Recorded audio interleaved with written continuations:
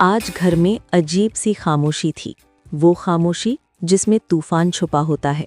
रूही कमरे में चुपचाप अपना सामान समेट रही थी, हर कपड़े के साथ जैसे उसकी यादें भी बैग में भरती जा रही थीं।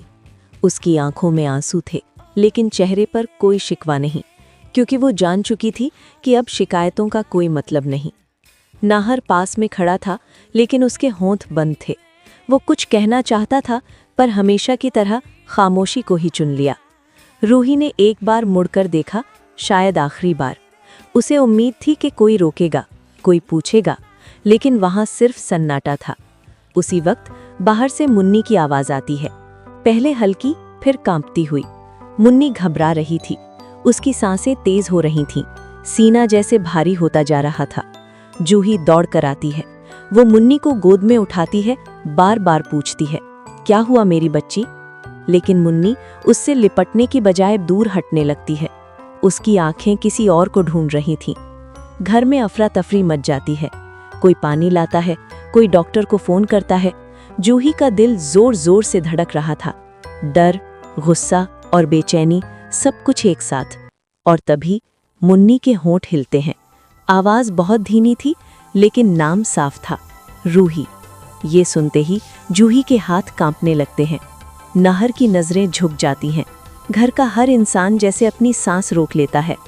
रूही ठिठक जाती है। उसके कदम वहीं रुक जाते हैं जहां वो घर छोड़ने वाली थी। वो पल भर सोचती है, फिर बैग नीचे रख देती है और दौड़कर मुन्नी के पास आती है। जैसे ही रूही मुन्नी का हाथ पकड़ती है, मुन्नी उसे छोड़ने से मना कर देती है। उसकी पकड़ मजबूत थी, डर से नहीं, भरोसे से। धीरे धीरे मुन्नी की सांसें सामान्य होने लगती हैं। उसकी आंखें बंद हो जाती हैं। वो सुकून में थी। ये सब जूही देख रही थी। उसकी आंखों के सामने उसका सबसे बड़ा डर सच बन चुका था। वो माँ होते हुए भी माँ नहीं बन पाई। उस पल उसका सीना भारी हो जाता है, आंखें नम हो जाती हैं। रूही की आंखों से भी आंसू बह रहे थे, लेकिन ये आंसू डर के नहीं थे। ये आंसू थे उस रिश्ते के जिसे कभी नाम नहीं मिला था। नाहर चुपचाप खड़ा था।